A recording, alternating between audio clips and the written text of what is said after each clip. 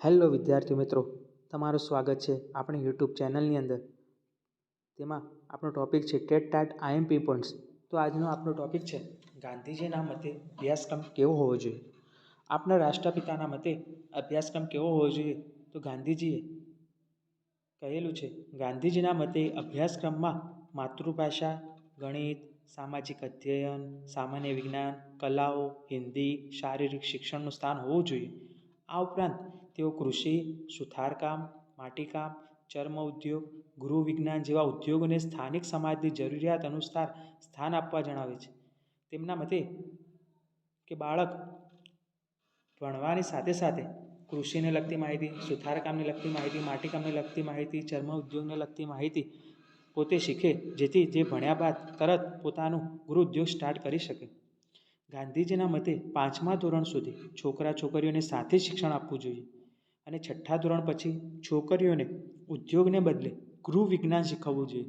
એટલે કે છોકરીઓએ તેમના મોટો ભાગનો સમય ઘરમાં પસાર કરવાનો હોવાથી એમને ઉદ્યોગને બદલે ઘરનું વિજ્ઞાન એટલે કે ગૃહ વિજ્ઞાન શીખવવું જોઈએ. ગાંધીજીના મતે શિક્ષણનું માધ્યમ માતૃભાષા હોવું જોઈએ. એટલે કે બાળક પોતાની માતૃભાષા વિશે જાણે.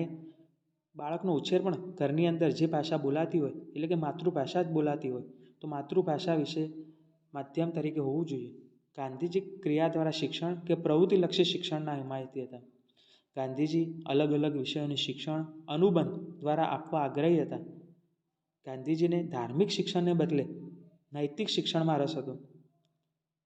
ગાંધીજીને રાષ્ટ્રભાષા હિન્દીના ફરજિયાત શિક્ષણ પર ભાર મૂક્યો હતો. એટલે કે દરેક બાળકને આપણી રાષ્ટ્રભાષા હિન્દી ફરજિયાત આવડવી જોઈએ. ગાંધીજીના મતે બધા જ પ્રકારના શિક્ષણમાં કેન્દ્રમાં ઉદ્યોગ હોવો જોઈએ. એટલે કે કોઈ પણ પ્રકારનું આપણે શિક્ષણ આપવા માગીએ તો છેલ્લે એના અંતરના અંદર એટલે કે કેન્દ્રની અંદર તો હંમેશા ઉદ્યોગ જ હોવો જોઈએ.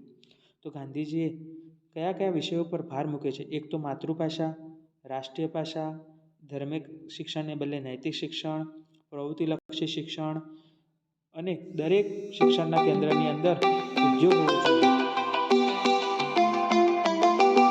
આવા જ ટેટને લગતા વિડીયો જોવા માટે અમારી ચેનલને લાઇક, શેર અને સબસ્ક્રાઈબ કરો.